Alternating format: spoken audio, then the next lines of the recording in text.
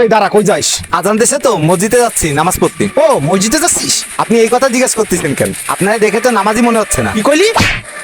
শোন, আজকে তো আমি মসজিদে যাব না। আসসালামু আলাইকুম ইমাম সাহেব। ওয়ালাইকুম আসসালাম। কি হয়েছে ভাইজান? আমি আর কখনো মসজিদে আসবো না। কেন আপনি মসজিদে আসবেন না? কি এমন সমস্যা হলো? অনেক সমস্যা আছে, আপনি কি আমার এই সমস্যার সমাধান করতে পারবেন? ভাই, সমস্যা যেহেতু হয়েছে, সমাধানও নিশ্চয়ই আল্লাহ তাআলা রাখছেন। আপনি বলুন তো আপনার কি সমস্যা? তাহলে শুনুন আমার সমস্যা। আমি যখন মসজিদে আসি, কেউ মোবাইল নিয়ে বিনোদনে আছে, আর কেউ দুনিয়াবি কথাবার্তা নিয়ে ব্যস্ত আছে, আর কেউ হাসি ঠাট্টা নিয়ে মজে আছে। মসজিদে যদি এইসব হয়, তাহলে আল্লাহর ইবাদত আমি মন দিয়ে কিভাবে করবো আপনিই বলুন। আমি এই মসজিদের প্রধান ইমাম। আমি যদি এই সমস্যার সমাধান করতে না পারি, তাহলে আর কেউই পারবে না। আপনি একটু ধৈর্য ধরুন, আপনার সমস্যার সমাধান আমিই করব। আপনি প্রধান ইমাম হন আর যেই হন, মসজিদে তো এইসব আর বন্ধ হয় না। এইগুলো যদি বন্ধ হইতো, আজকাল চলমান থাকতো না এইগুলা। আচ্ছা ভাইজান, আপনি একটু দাঁড়ান, আমি আসতেছি। এই নিন ভাই, এটা ধরুন। কি ব্যাপার, এক গ্লাস পানি?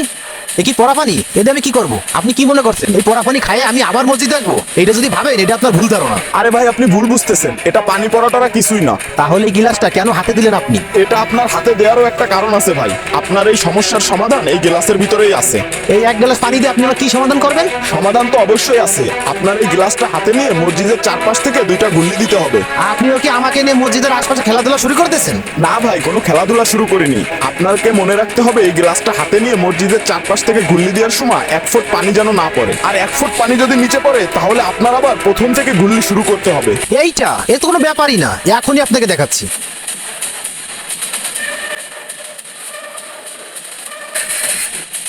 এই যে, এটা তো কোনো ব্যাপারই না। এখান থেকে 1 ফুট পানিও পড়িনি, আমি ঠিকই চলে আইছি। আপনি যদি মনে করেন এইটার জন্য আমার পরে কোনো ইফেক্ট পড়বে, তাহলে আপনি ভুল করছেন। আমি মসজিদে আসবো না তো আসবোই না। মসজিদে তো আপনার আশা লাগবে তো লাগবেই।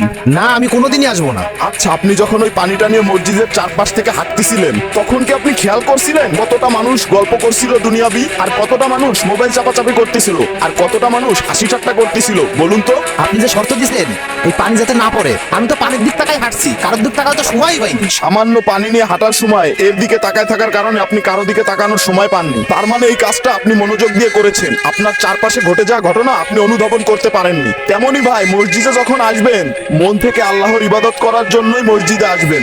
মসজিদে এসে দুনিয়াবি কিছু চিন্তাও করবেন না, এবং দুনিয়ার কোনো মানুষের দিকে নজরও দিতে যাবেন না। তাই তো ইমাম সাহেব, আমি তো আসলে এইভাবে ভেবে দেখিনি।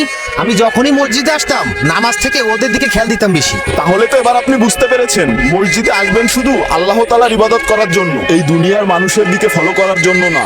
আর এই মসজিদটা আল্লাহর ইবাদত করার স্থান। ঠিক আছে ইমাম সাহেব, এখন থেকে আমি যখন মসজিদে আসবো, আল্লাহর ইবাদত করতে আসবো, কারোর ভুল ত্রুটি ধরতে আসবো না।